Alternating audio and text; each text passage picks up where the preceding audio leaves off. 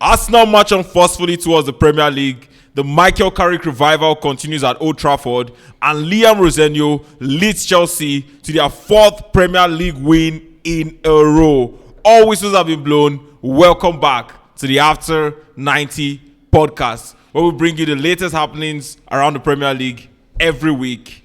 Like, comment, subscribe. Before we go far, I just have one thing. It is the only thing I do and say in today's episode. God, guys, I hear my guy. What's going on, now. Man? What's going on? Wait now.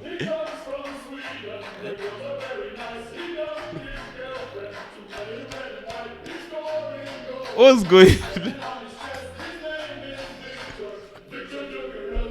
What?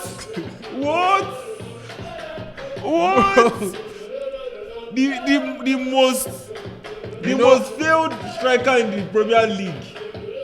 Are you not ashamed of yourself? My striker is picking up form. You know this. My striker is picking up form. This is the reason why. This guy doesn't have shame. This is the reason why we cannot. We as football as a whole cannot allow Arsenal win this Arsenal title. cannot My win. striker is picking up Wherever form. you are, just If Arsenal wins this title, Arsenal football- cannot win the Premier League. football has What was that? What was that? My striker is picking up form. You guys should be Wait, scared. when last did he score before the last game? See, in the night time, if you see this, just be scared. I was scared of what? Just be scared. Scared of what? Actually, Scared that you'll be I so good. came on here today to give that Just- guy his props, but Like this I'm as- angry, man. I was I'm going angry. to say Gyökeres, you are Man, doing well, Haaland, but I thank you. take back everything. Haaland, thank you for keeping. You need the to work on title. your finishing. You need to work on your hold up play. There's a lot to work on. So I'm not commending All I have to this say game. is Haaland, thank you for saving football. Gyökeres, do your thing, bro. Haters will And hate. for one more week. Pep, Haters will hate. Pep, Haaland, thank you Guys, for it's, saving football. it's inevitable. This guy. What do you mean? It's inevitable. just 6 I was scared. I was scared this Don't be week. scared. If Liverpool had won that game, I think it's Why over. didn't you wear your jersey? It's not. It didn't fade. No, Shay. no. From Chelsea to Man City, it didn't fade. No, don't worry. Is that why you're not wearing it today? Don't worry. Imagine. In Maresca's voice, we just won 3 points. We're not making noise. The most humble club in the world. Ah! We won the Club World Cup and we're still quiet. You didn't hear our voice. We're just moving Wow. How? slowly. Wow. Don't worry. Nah. We might do something else this season. Don't be surprised. It's something. You just see something from Chelsea this season.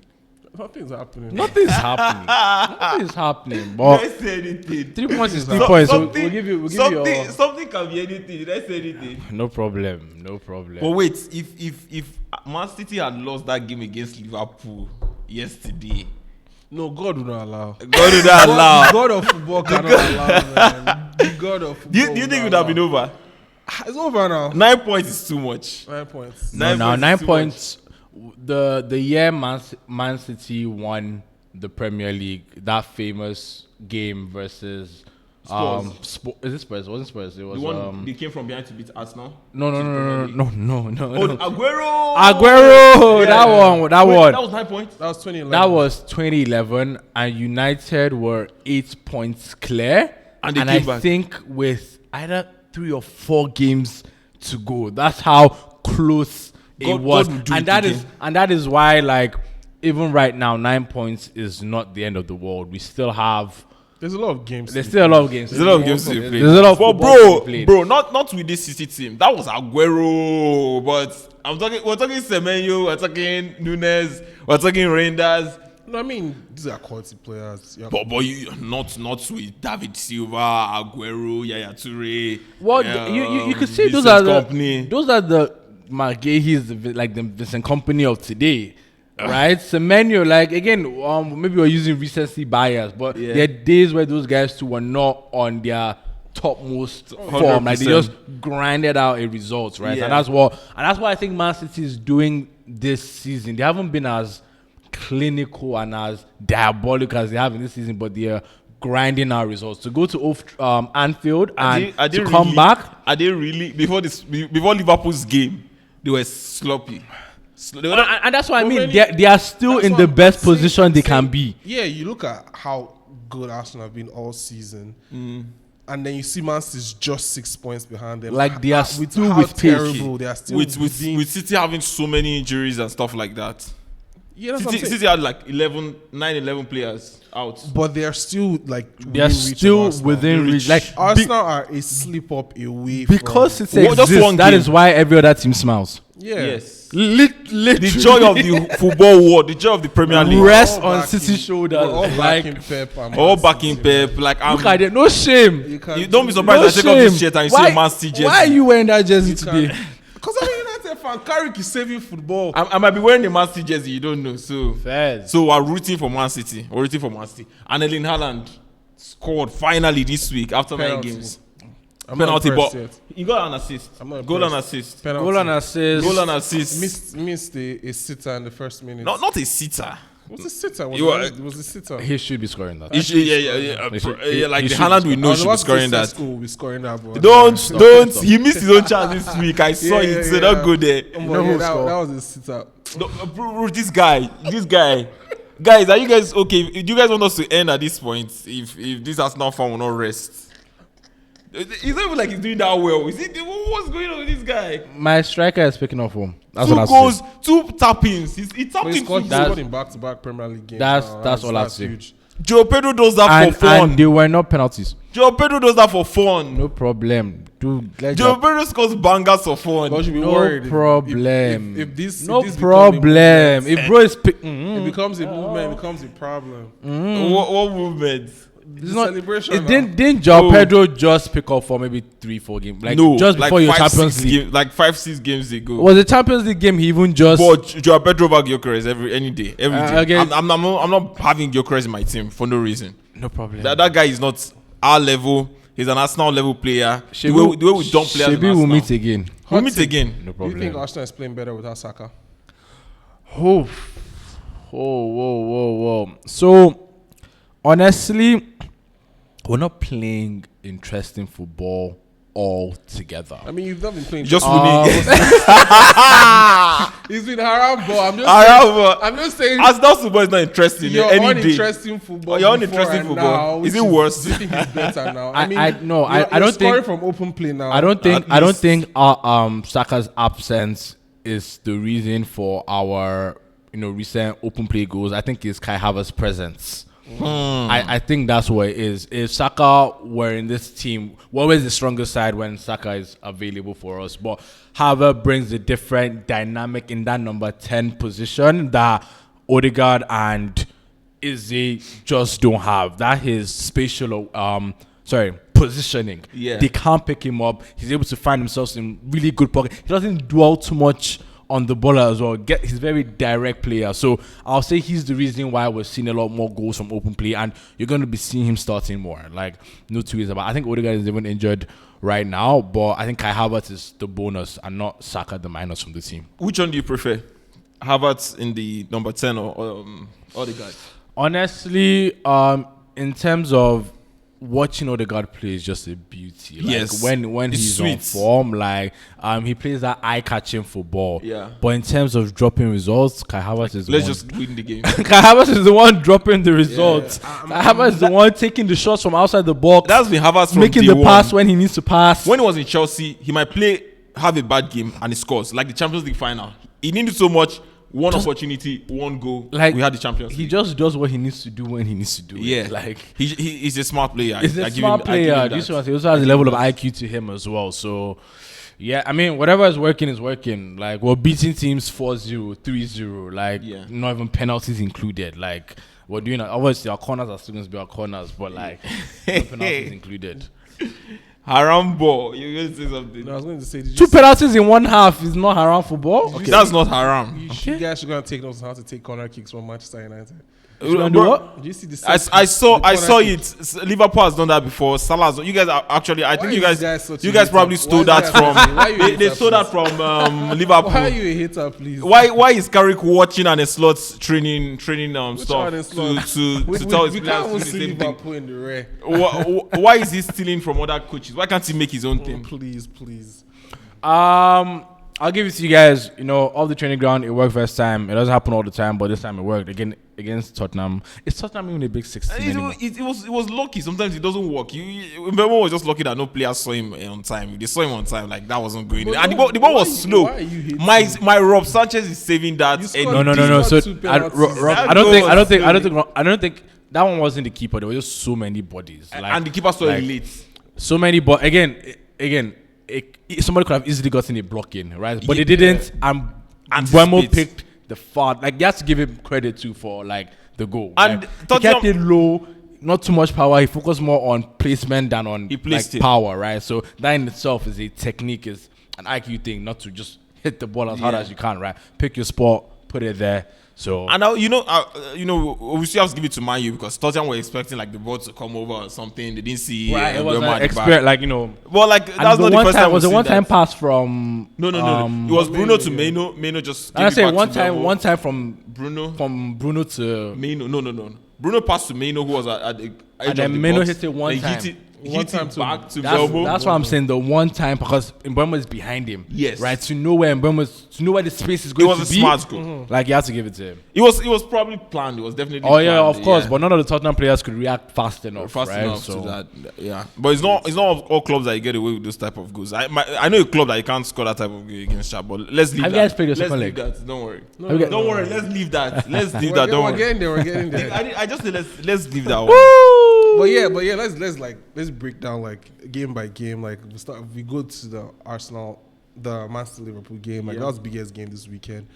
From the Man City perspective, they've gotten a lot of criticism lately. They only play well for 45 minutes, and then the second half they don't show up and all of that.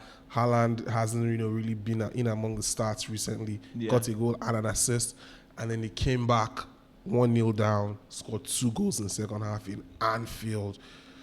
Do you think that's enough to spark their season back up? Do you think they got lucky? Do you think Liverpool slipped up? Do you think Pep's tactics, played a role? What do you think about the game? I can go first. I think Man City were not at their best, but winning a game against Liverpool from behind is enough to spark, to give them the spark they need to go contest for that title. And considering the fact that players like Ruben Diaz are back in the team, now we have Ruben Diaz and Gehin that defense, which I believe would be pivotal if Man City are going to win that.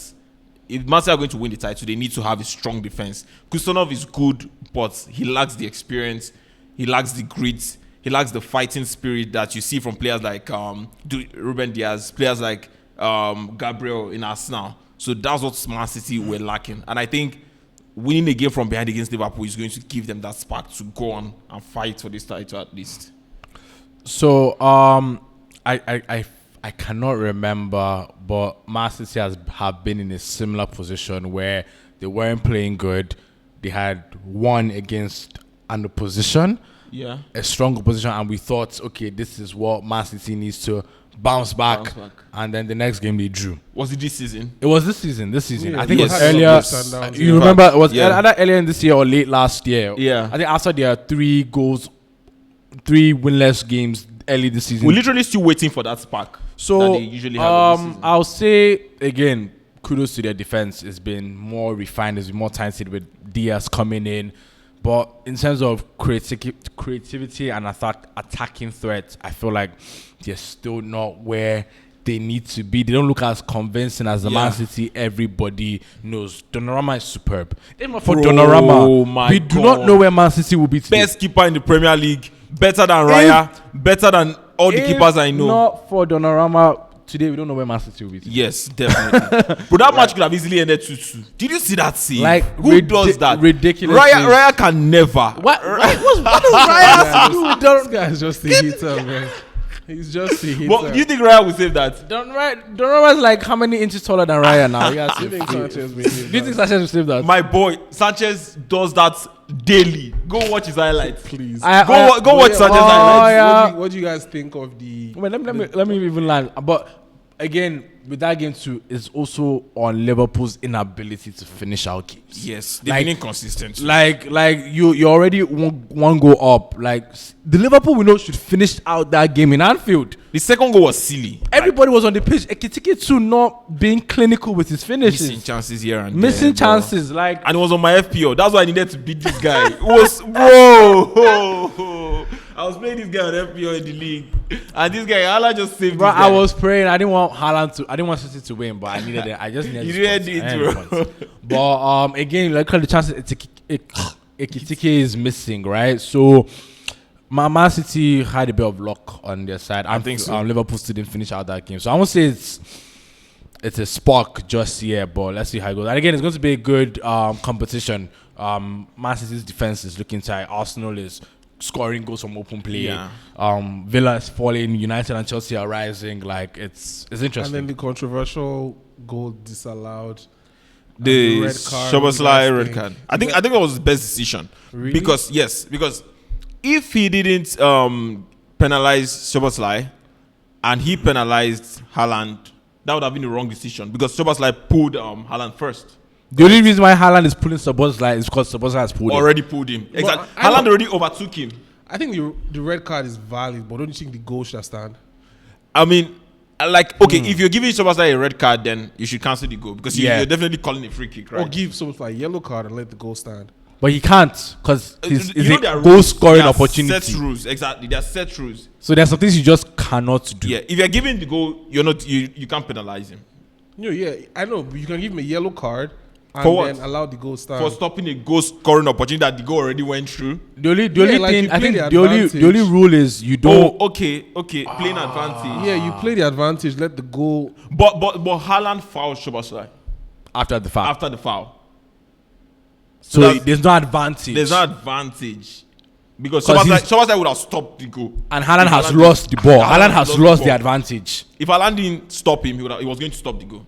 So I think everybody has opinions, but I think that was the best. I think that was the best thing to do. Outcome. The red card. And so you think if the game was 1-1, I'll be pissed. And that happened, the goal should be disallowed? No. The goal has to be disallowed. It has to be disallowed, but I'm just grateful it was not 1-1. If Haaland did not foul Szoboszlai, you can let the goal stand. Because then he's playing advantage. Yes, he's playing advantage, exactly.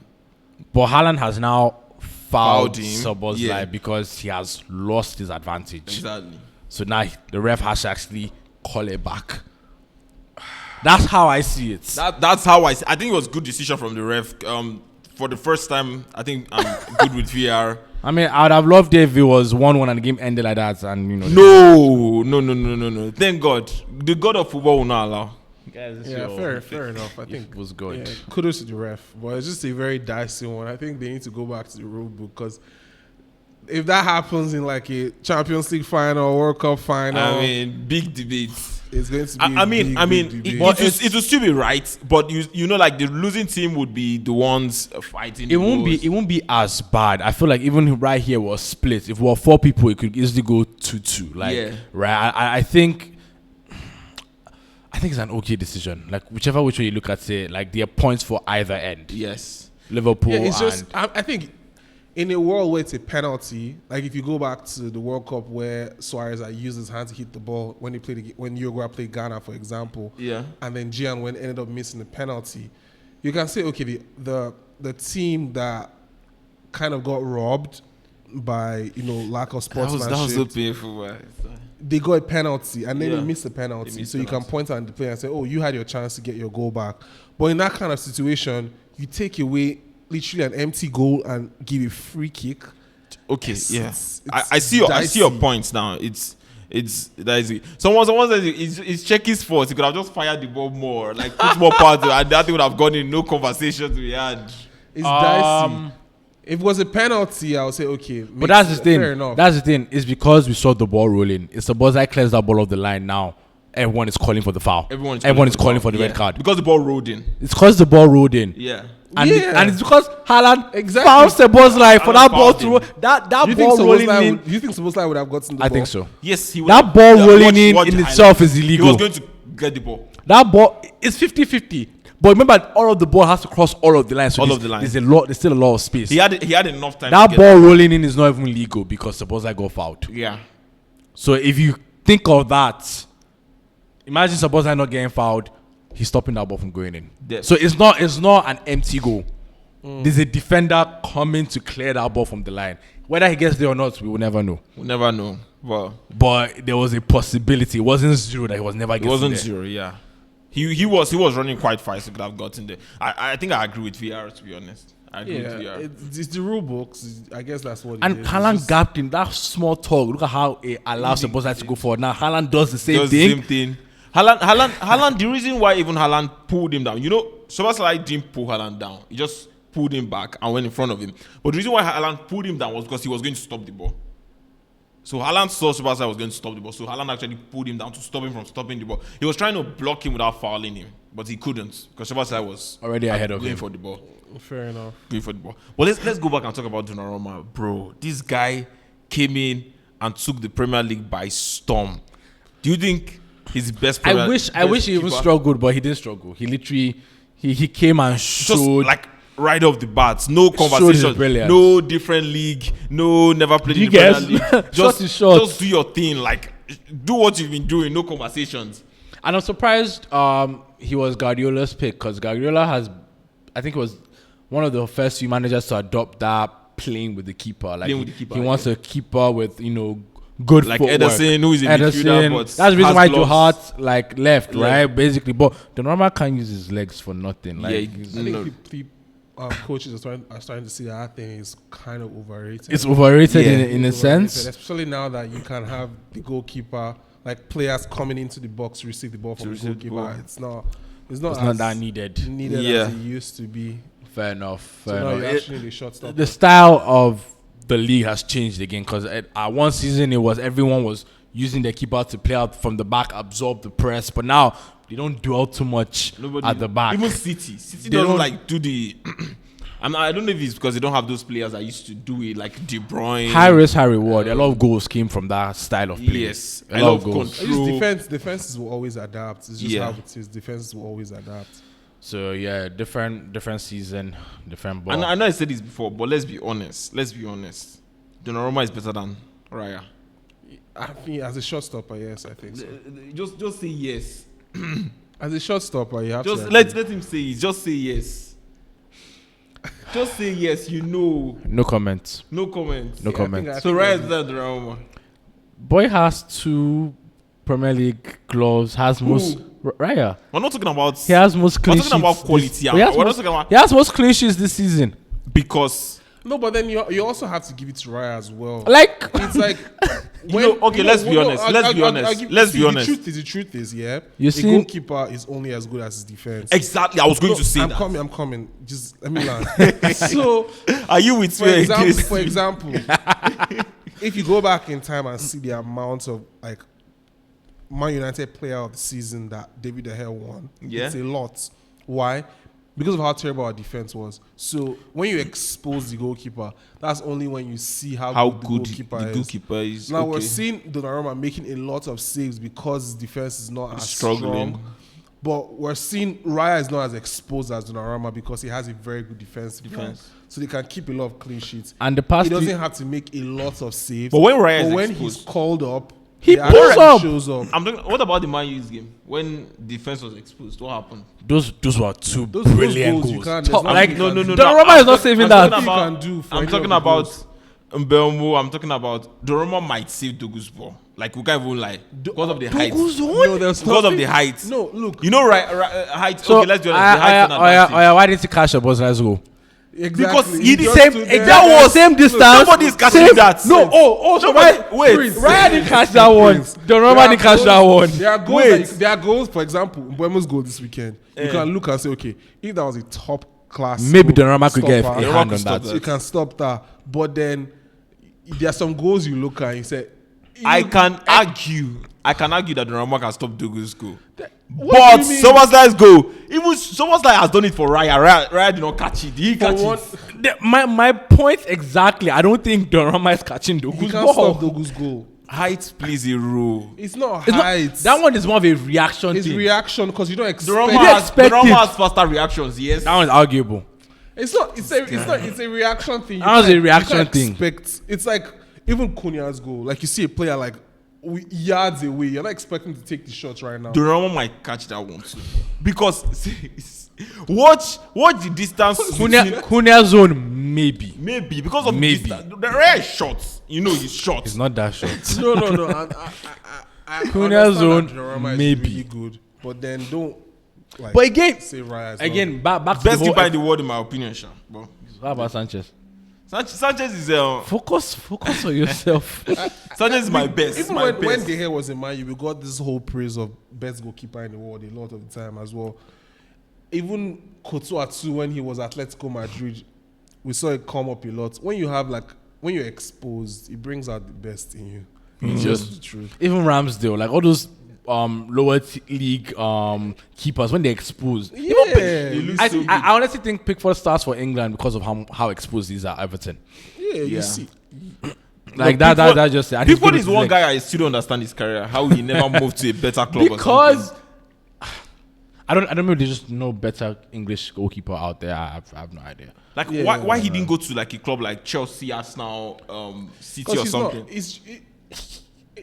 He's not that good. top tier. He's not top tier. Good. That He's guy not is top tier. He's not top Wait, tier. okay, that guy is better than Kepa. Even when Chelsea was looking for a Fair goalkeeper, enough, that guy is fair better enough. than Kepa. Maybe his That guy is agent, better than Ramsdale. maybe his agent is not doing well. That guy is better I don't than think he's Onana. just- Like I don't Arsenal, think he's Man U top has no tier. reason to go out to look for Onana when there's a Pickford. They could have literally bought that guy. No, Onana was a Ten Hag move. He wanted someone else. He already knew. Okay. Now let's talk the noisiest club in the world that God will help us to avoid the noise pollution by stopping them from winning anything. Let's talk Arsenal. I would have to comport myself to do this one because I don't feel like talking about Arsenal, but let's try. Let's talk Arsenal. See what do you have to say about Arsenal versus Sunderland? I've said everything I wanted to say in the beginning. There of was this no video. Xhaka. In my opinion, there's not much to say. I love the way Arsenal they're approaching it. It's like, you know what, we're winning our games. You do you. Yeah. And I think that's the mentality that we've been wanting to see from Arsenal for the longest. Like from a football fan's perspective, I don't want them Just to do the win clean it. job and Forget the noise. You have the title in your hands right now. Just focus on that. Focus on that. You're not Like, chasing anybody. You're not like, chasing anybody. Nobody's chasing you. You're 6 points somebody clear. are chasing them. No, you're 6 points clear. Okay. Don't cut out the noise. Approach every game as an individual game. Don't look at the season Just as get a 3 whole. points and close Just the door. go. Every game, go 3 points. Next game, 3 points. Yeah.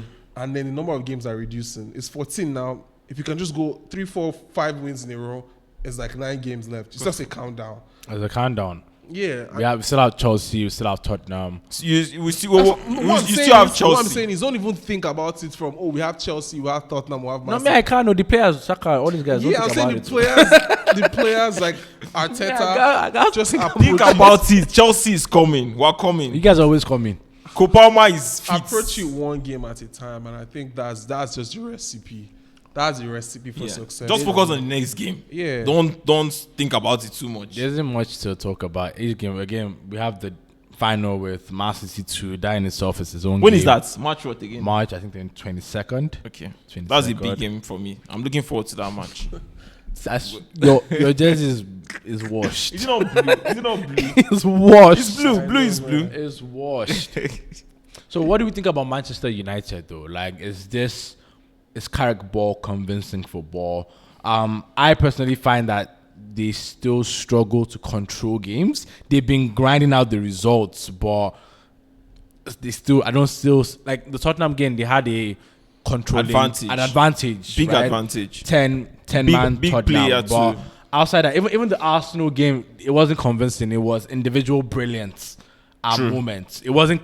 There was like you wouldn't say it was a synergy or like tactics or something. Even the let's not lie. I'll say is even what's it called, the game against Fulham, last minute Shesko, like everybody's just dancing at Man U, but is Let's it? go. Let's go. Last game. What was he doing, bro? What did that guy?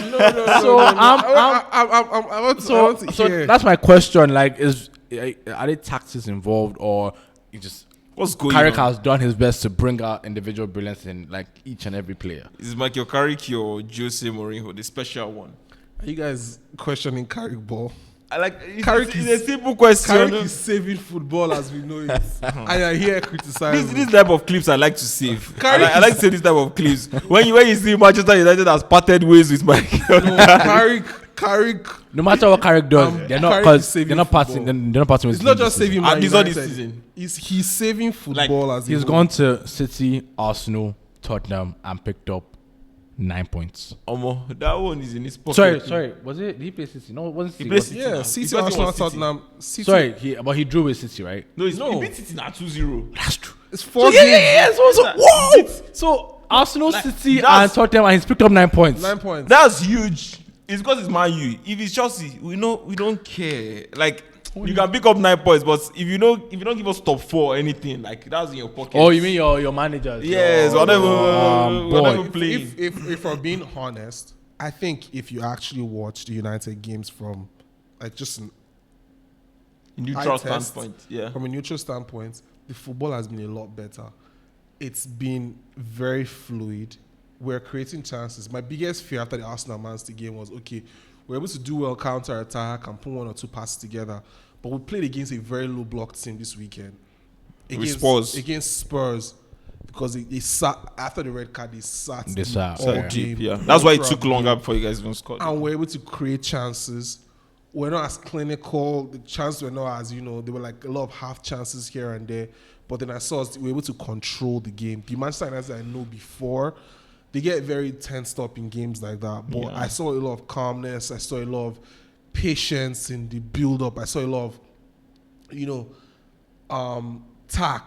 tactical intelligence, not just from the manager, but from also from the players. They actually played really good football in order to get the 3 points. I'm not saying it was a perfect game. I'm not saying the tactics are perfect, but I'm saying I see a path forward with Michael Carrick. Now, and I also like the way the Manchester United board are approaching it. They're not saying, look, they're not telling Carrick that, okay, if you can get us top 4, we're giving you the job. I think that's a mistake we've made a lot of time where it's like, okay, we just give the manager an expectation of if you can do this, we'll give you the job. No. It's like, come at the end of the season, you would also interview for the role. So we're going to still bring in the Tuchel and every other person that is interested in the job.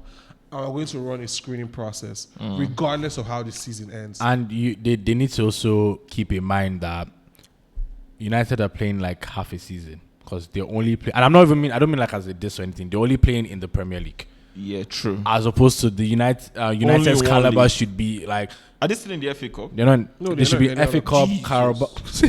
More than any other When do you guys leave the FA Cup?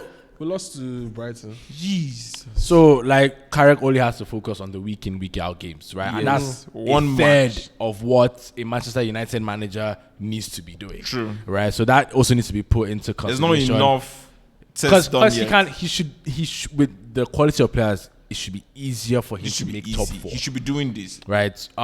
If anything, quality of players is just going to do top 4 and juggle those other competitions Yes. as well. Yeah. Right. So him making top 4 should be a given. The way the season is going. Hopefully, but then there's a lot of things that needs to be addressed. I also don't want, as excited as we are as United fans, we cannot get carried away and then go into next season and then a lot of the questions that arise in our faces now we'll start asking next season. We're going to lose Casemiro at the end of the season. We need a backup plan. Manuel Ugarte is not going to cut it. I'm sorry. It's not going to happen. We can't go down that road. Luke Shaw and Diogo Dalot. Baleba is coming in. Luke Shaw is looking fantastic right now. He's been fit all season. We've never seen it happen before. But we cannot He's get looking carried. good. We cannot get carried away by that. Dalot, the same thing. Had a wonderful performance this weekend. We can't get carried away by that. We have serious depth issues as well. The Fletcher kids are still coming on. One of the Fletcher kids came on. Yeah. When you Yeah. see like academy players coming on, there's a problem. Yeah. Benjamin Sesko has gotten goals here and there, Oh my but God. he's not. We saw the chance he missed in this game. Yeah, big There's- chances. There's still a lot that needs to be done. We still need to improve in a lot of ways, especially if we're going to play in multiple competitions. Our squad depth has to be there. We need to get another midfielder. Your problems are plenty. I never just like 5 minutes now. It's a lot of problems. Even Chelsea don't get this kind of problem. And the thing is, same thing happened with Ole. If we don't address these problems, we get carried away, and then we'll find out that that's how we had McTominay and Fred. True. Battling DM for us, so we can't do that. Fair enough. Okay, that's all. We should see Man U next season. We should see. I what you're saying is right. You're gonna have a very busy transfer window. It has to be It has to be. I think, to be honest, I don't think Michael Carrick has. He beat Man City, he beat Man United. I'm still attesting that to new manager energy. I don't think he has gotten a proper test. I was hoping that the Spurs game would be a proper one, but the red card actually spoiled everything. Because if you were watching the game from the beginning, Spurs were attacking. Before that red card, they were putting pressure on Manchester United, and the red card just spoiled everything. So I'm not counting that as a test. They had to win that match. If they lost with the red card, that's even an issue on its own. But that's the thing. Amorim's Manchester United might not have won that match. And I don't think so. We lost to Everton. Okay. That's exactly where I was going to. Amorim, I forgot your fault. Amorim, so we have to also give Carrick his flowers, right? To break down that low block that we were talking about. Even to bring the new manager energy. It's not every manager that brings it. Right, so we'll still give it to him. What do we think about Spurs as a football club? Is a football club? Do you say football club? I think still consider Spurs a big six. Last season they finished a volleyball club, maybe bottom half. This season they're going to finish. I think that conversation of big six needs to be reviewed every 5 years. Spurs big seven. Spurs not there. They need to be reviewed every 5 years. I consider Newcastle a bigger club. Honestly, depending on where you finish, where you've averagely finished in those 5 years, and what you've won in those 5 years. What you've won in those 5 years, like now, they just won the Europa League. They won, but okay. For example, enough. The reason I have an issue that is not being reviewed, what's the like issue? Chelsea winning the Club World Cup. Wait, episode, we have to hear it. Wait now, every episode. Let me land now. If finish. a club wins the Club World Cup, what does that make them? World champions. If a club are world champions, what does that make them in the Premier League? Is that not the best club in the Premier League? So if we're talking big six now, many clubs will not agree that Chelsea are the best club in the Premier League. But when you are the world champions, what does that make you? But it's okay. Please review the Premier League big six. Let's continue. Spurs should not be there. I just wanted to give you guys a glimmer. Yes, Spurs. I don't think they have. I was just listing Manchester United problems. I think if we start listing Spurs problems, we'll not go. But actually, like the commentator said something on Saturday. They have 11. How is Thomas Frank still employed? They have 11. Like Tottenham has patience, so 11 injured starting players. Yeah, Richarlison is out. Romero Kudus is out. Suspended for 4 games. Who? Romero. Yes. Not Romero. I can't but like my team. that red card is it not debatable? I'm just asking. No, I'm it's just clear, asking. it's Okay, clear, I'll just ask. I was just asking. Casemiro might have milked it, but it was reckless. Yeah. Of course, he milked it, but yeah, it was very. I thought bro was going to go off on the stretcher. I thought bro was going to go off on the stretcher. They've given him the red card. Stand up. Casemiro milked. I swear, bro. Casemiro he was there for like extra 2 minutes. I thought like that's the end of. He was just waiting. Casemiro United. I was like, I know that his career was over. Like done. I was like, oh yeah, he has gone out. He has to Bro stand just up. got You already off. got to what you want. I mean, it's crazy how most of the reckless tackles I've seen, like it's a very funny football irony. Most of the reckless tackles injuries that end up being red cards, they never get injured. The injuries they're bad. And then the tackles that actually get people injured, they're not even yellow card not even yellow card You know why? tackles. These players know the rules. And you know when you step on a particular part of the their body. food Yeah, or once you feel something, the follow they feel through, it there. They just emphasize, make everything big. Because that follow through is a very dicey one. I'm going to kick through the ball, and when my leg lands, is when my leg. I can't stop Romero just walked out. I was like, this guy. I think he knew. He knew. Like, no, Yeah. The thing with professional football, if you're going for a 50-50, you can't show studs. You can't show studs. You just cannot show studs. Because if you show studs and you hit the man land on and you the miss shin the or ball, something. even if you get the ball and follow through, you hit the man. He can't knew. show studs. He knew. He didn't even argue. At that level of football, you have to know. Bro just walked out. But again, to principle, So with Romero, I think Romero always fights for any and everything. Yes, like maybe he wasn't feeling fine that day. Probably just wanted to just leave the game. Like maybe my guy just walked out. He was like Araujo against Barca Chelsea. He wasn't sad. He wasn't angry. He was apologizing. Yeah, to sure. My bad. Then he left. I'm like, okay. Yeah, it was just very flimsy from even his teammates were. I think they were pissed off at him. Like, why would you do that? Because he does it normally now. Just like second red cards. But it was I was pissed too because I mean you guys are going for this game. You guys are playing well. You guys are attacking. You guys are looking like the better team, and you just spot everything. Yeah, it was a different game after that. You had to make changes and everything, and you just. But Xavi Simons looked really good. He looked good, bro. Did you see the skill again on Maguire or something? No, he played really well. He was the one Spurs player that, regardless of the scoreline, was really playing. Yeah, and I'm happy for him because of the criticism he was getting at the start of the season, and now it looks like he's playing better. Everybody's picking up from like this is the final leg, the final lap, and it's going to be. Do you think they're in a relegation battle? Where are they now? What's their position? Spurs, I think they're 15. 6 points. I can't lie. I think 6 points off relegation. I think they are. They don't get relegated. They won't get relegated, but I think they are. They have to wise up. They won't get relegated. Okay. If not for that Romero, they look even slightly better. Yeah, they look better. And Dominic leading the line, they look more convincing. And they have too many players out. They have they have Kudus, they have Richarlison. Those are already top players out. So I think it's okay. Let's talk. Chelsea. Cole Palmer scored a hat-trick this weekend. Cole Palmer is the first player to score 3 first-half hat-tricks in the Premier League. Is this why I wanted to host? I'm just...